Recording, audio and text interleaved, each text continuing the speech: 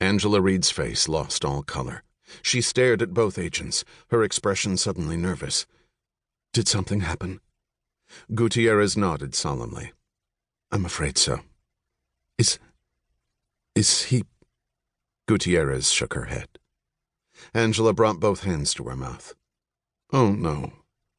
I'm sorry, she offered, with Rickards standing quietly behind her. Tears immediately welled. The woman closed her eyes in a vain attempt to hold them back, but couldn't. Instead, streams streaked down each cheek. Oh, my God. I can't...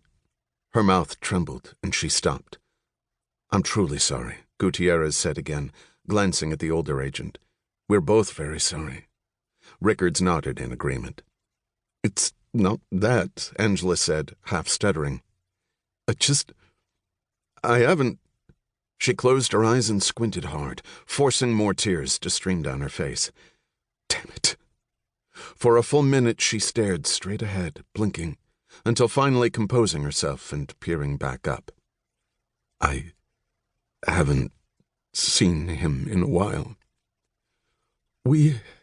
She inhaled. I just haven't been to the home lately, and... After stopping in mid-sentence, she struggled, then looked at both of them with an odd expression. Where did you say you were from? The NTSB. Angela's eyes narrowed.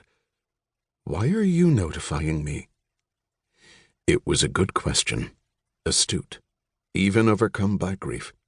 This kind of notification normally came in the form of a call from the nursing home, or a visit from a police officer, not agents from the National Transportation Safety Board. She wiped her eyes with both hands and blinked. What happened?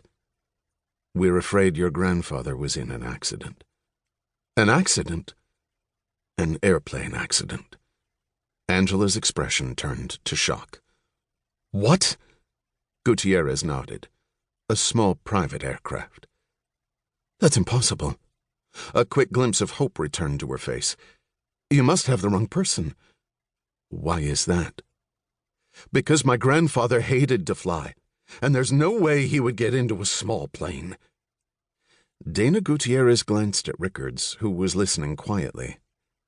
I'm afraid it is him. I'm truly sorry. No. Angela Reed shook her head defiantly. In a small plane crash? Not possible. Rickards quietly handed the plastic bag of papers to Gutierrez, who then passed them to Angela. We found some of his things. She opened the documents and read, then shook her head again. These are just travel documents. There could be other reasons why... Next came the passport. Angela Reed halted again, examining the small book. There was more, Rickards said, including several bottles of medication, which we traced back to his doctors, then his dentist, and from there a copy of his dental records. The coroner just confirmed his identity. The pain returned to Angela's face, along with another wave of tears. She continued shaking her head, not wanting to believe it. But what on earth was he doing in an airplane? Actually, we were hoping you could tell us. It was a rhetorical statement. There was clearly no way the woman knew why her grandfather was aboard that Cessna. Do you know a Jim Houston? Yes. She nodded. Wait. Don't tell me he was the pilot. As a matter of fact. This is impossible.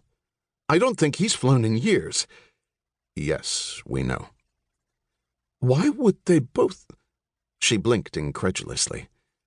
It doesn't make any sense. Gutierrez nodded sympathetically. If it helps, that's more or less what we were thinking. She stared at both agents. What exactly happened? It was a small crash, Rickards said, just outside of Denver, late last night. Last night? Yes. Angela Reed rolled her eyes. At night, with Uncle Jim, in a small plane. That's just impossible. He wouldn't have done any of those, let alone all three. You're sure about that? Yes, I'm sure, she said. I think I know my own grandfather. The man raised me.